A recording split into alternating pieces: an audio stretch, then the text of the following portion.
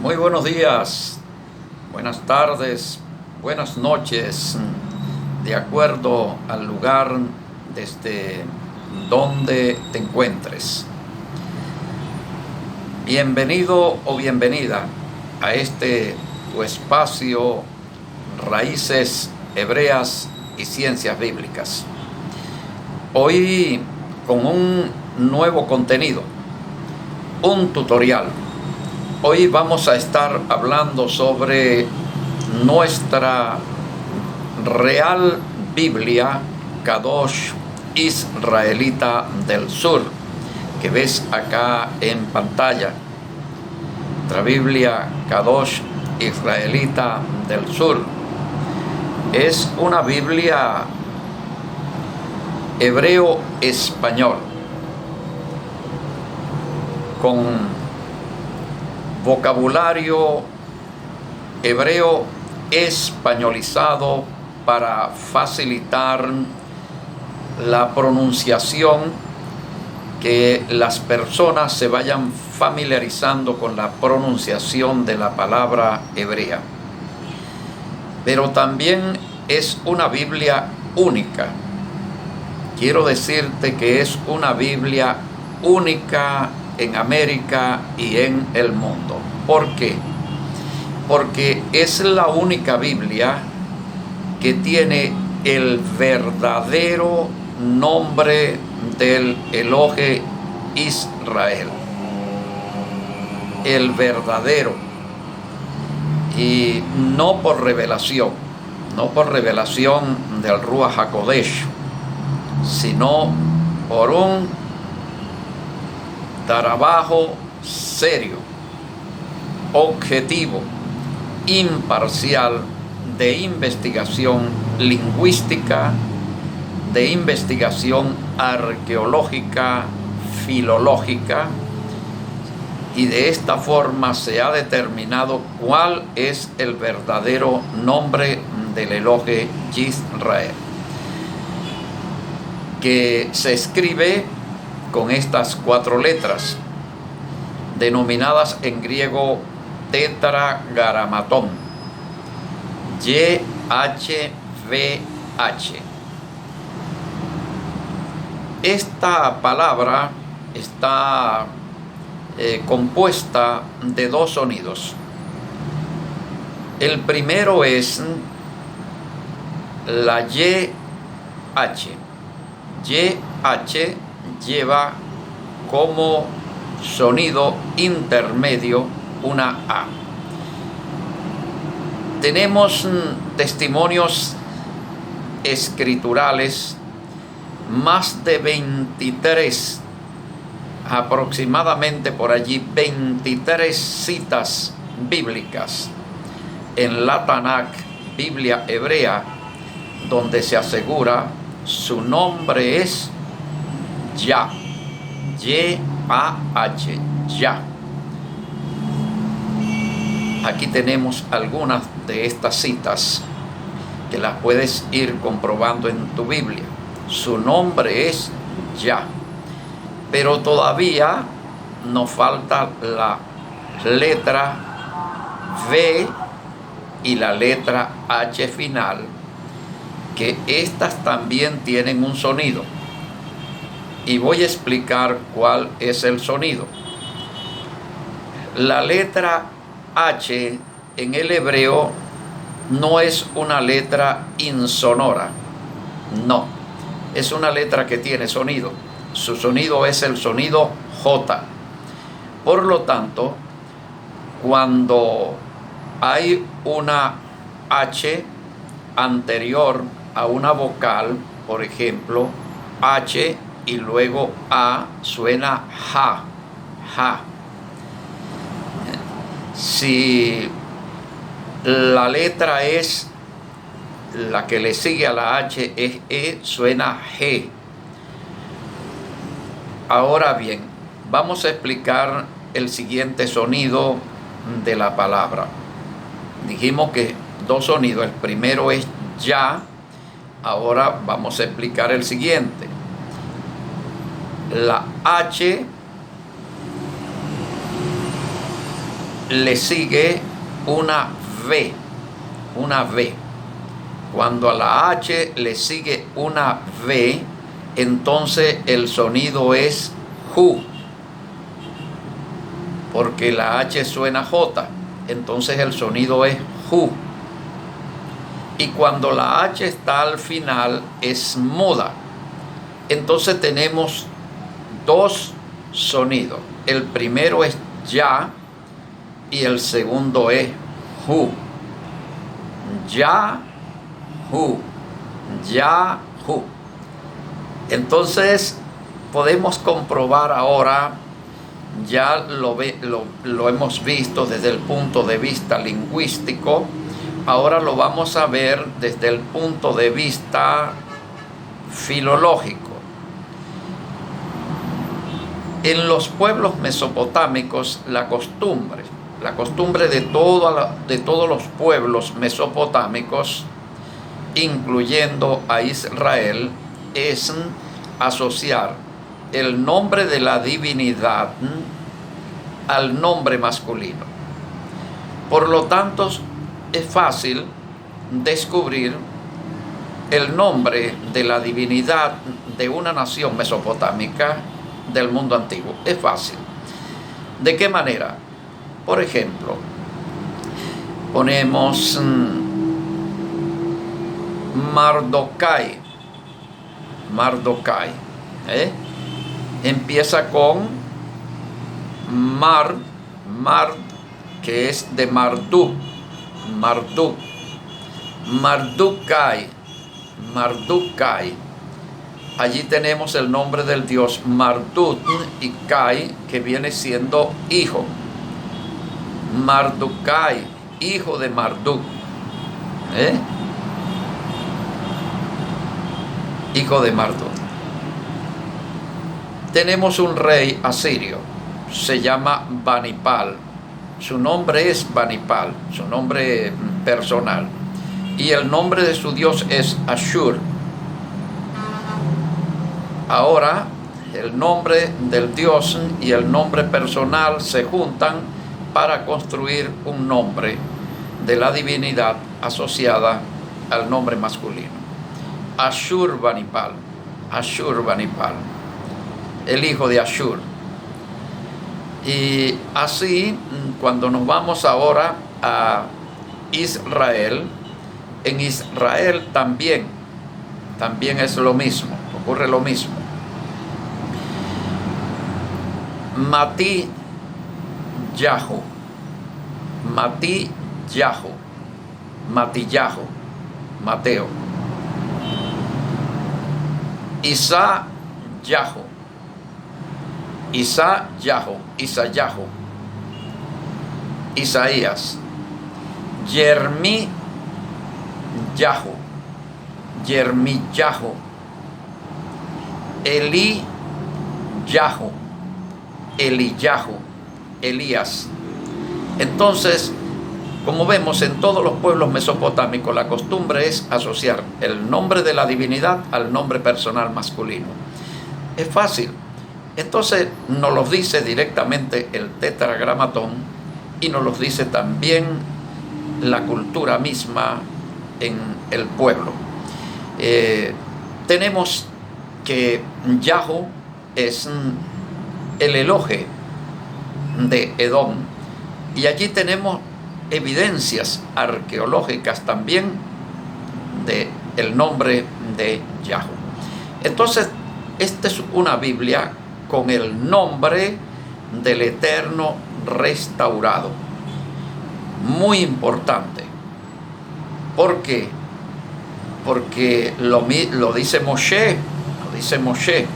Si voy a los israelitas y me preguntan cómo es el nombre del Dios que te envía, ¿qué les voy a decir? Pues no le puedo dar cualquier nombre. Entonces es muy importante que nosotros tengamos el nombre de aquel a quienes nosotros le estamos sirviendo. el nombre verdadero. Y también el nombre del Mashiach. Por eso dice, anunciaré tu nombre a mis hermanos. Anunciaré tu nombre a mis hermanos. Y también dice, he dado a conocer tu nombre. He dado a conocer tu nombre. ¿Cómo lo ha dado a conocer? Porque lo llevaba sobre sí mismo. Y el nombre es, como lo vemos en nuestra Biblia, acá, Yahú. Yahushua. Yahú, nombre del Eterno, y Shua, salvación. Salvación de Yahú. Salvación de Yahú. Este es el nombre verdadero de el Mashiach. Ahora, en esta Biblia también usted va a conseguir muchas precisiones, exactitudes. Por ejemplo, tenemos la palabra del idioma latín, idioma que fue oficial del Imperio Romano y también de la Iglesia Católica. Allí tenemos una palabra que es pecado. Pecado. Pecado, quiero decir que no es transgresión de la ley. No. La verdad verdadera es que pecado no es transgresión de la ley. No es infracción. Y usted me dirá, ¿por qué no es infracción? Porque el concepto cristiano, católico, evangélico de pecado es que un bebé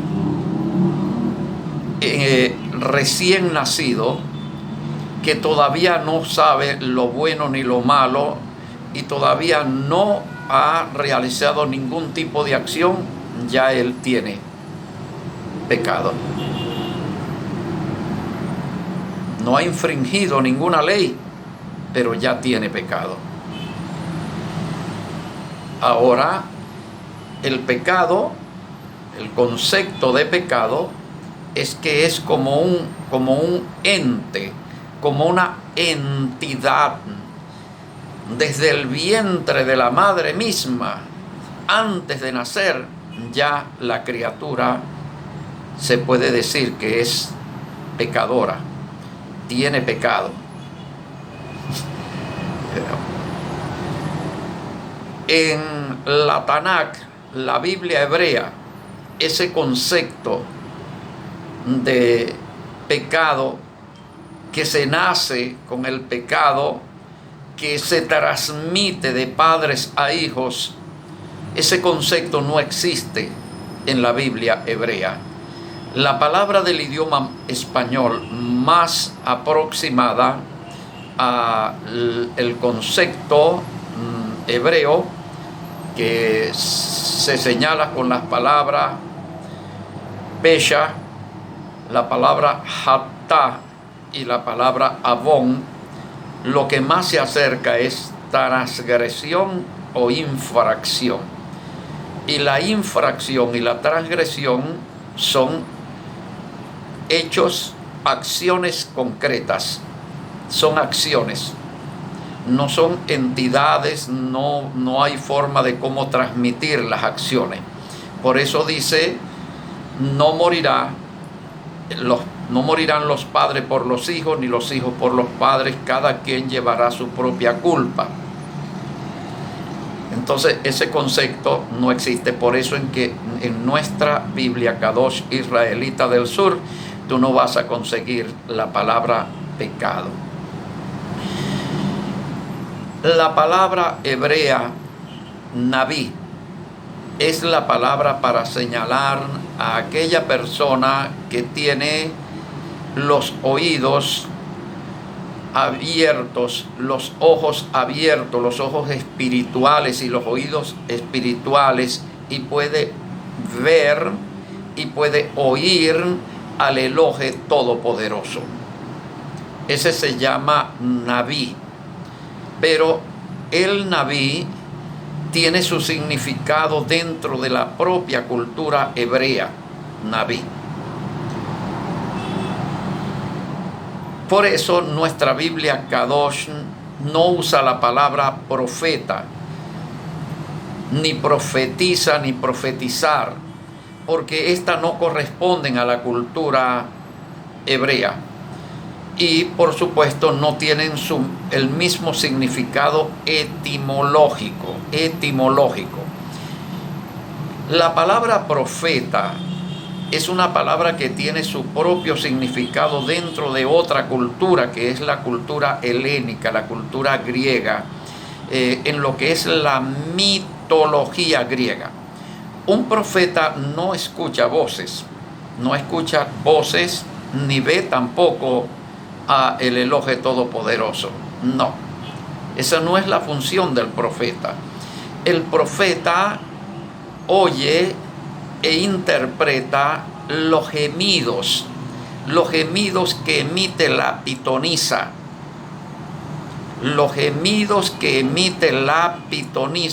en el templo del dios griego.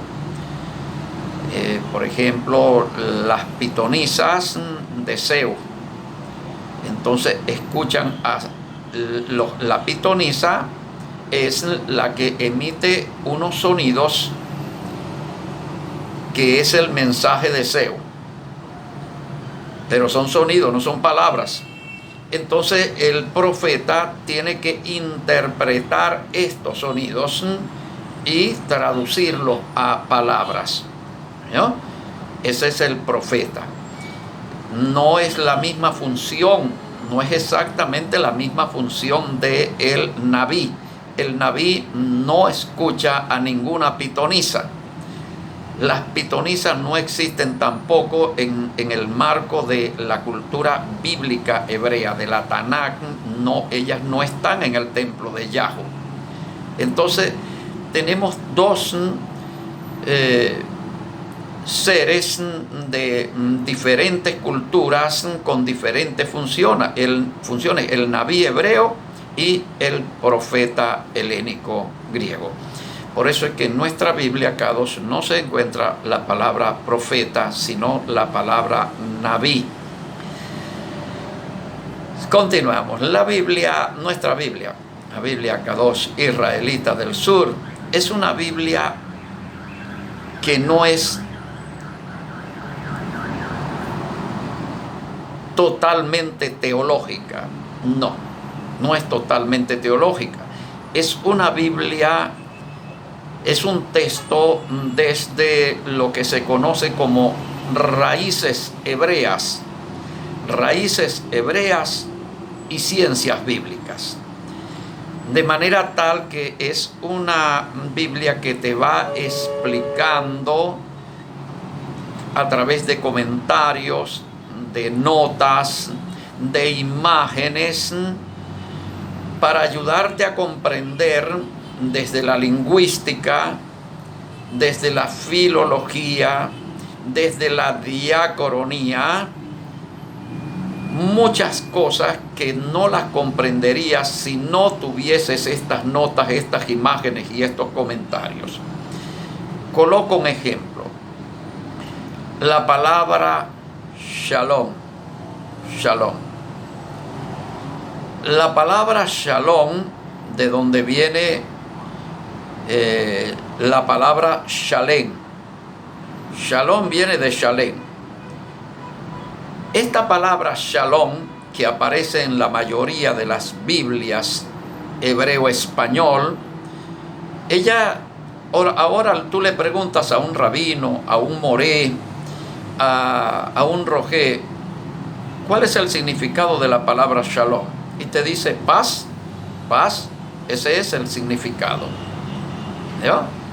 Si tú metes la palabra Shalom en Google, te aparece una cantidad de trabajos donde te explican el significado de la palabra Shalom como paz. Pero si tú buscas información desde el punto de vista de la lingüística, de la arqueología, de la diacronía, porque la diacronía significa los cambios que sufre la palabra en el transcurso del tiempo. Pues dice diacrónico. En un momento significa una cosa y posteriormente significa otra cosa diferente, hasta puede ser hasta contraria. La palabra shalom viene de la palabra shalem, de la palabra shalim. Y Shalem es una deidad cananea, Dios del crepúsculo, o sea, Dios de la noche, Dios de la oscuridad. Es una entidad, una deidad, un Dios cananeo. Y sobre todo ugarítico, ¿no? Entonces, antes que David conquistara Jerusalén, ella era la ciudad que tenía como patrono al Dios Shalem, al Dios del crepúsculo, al Dios de la oscuridad, ¿no? Entonces, la palabra shalom lo que es una variante dialectal de la palabra shalem, de la palabra shalim, de la palabra salam, palabra árabe salam. Entonces, bien, mi querido, la palabra shalem, la palabra shalom, es una palabra que tenemos que explicar, por supuesto, en la Biblia, nuestra Biblia Kadosh Israelita del Sur, tenemos que explicarla para que la gente tenga la conciencia de que su significado no es paz. Entonces, allí tenemos información para nosotros ir creciendo en conocimiento y acercándonos a la verdad verdadera, la que corresponde con la realidad, la palabra Shalem, ¿no? Nuestra Biblia Kadosh Israelita del Sur tiene unos libros que no lo tienen otras Biblias, incluso las Biblias hebreo-español. Muchas de ellas no tienen, pues no conozco una que tenga estos libros, que son los libros que abarcan el periodo que denominan comúnmente intertestamentario. La Biblia católica sí lo tiene. La Biblia católica tiene estos dos libros que son Primera y Segunda de Macabeos. Estos dos libros son muy importantes porque sin ellos está incompleta la historia bíblica. Nosotros no podemos comprender la historia de el Mashiach, siglo I, si no conocemos primeramente el contexto que antecede a la llegada del Mashiach. Porque todo lo que el Mashiach vivió fue consecuencia de lo que antes ocurrió durante ese periodo. Estamos hablando de un periodo de aproximadamente unos 400 años que la Iglesia Evangélica denomina los 400 años de silencio. No hay ningún silencio. Allí tenemos la historia. Estamos hablando del periodo del dominio griego, Israel bajo el dominio de Alejandro Magno y finalmente bajo el dominio del imperio seleucida, sucesores de Alejandro Magno.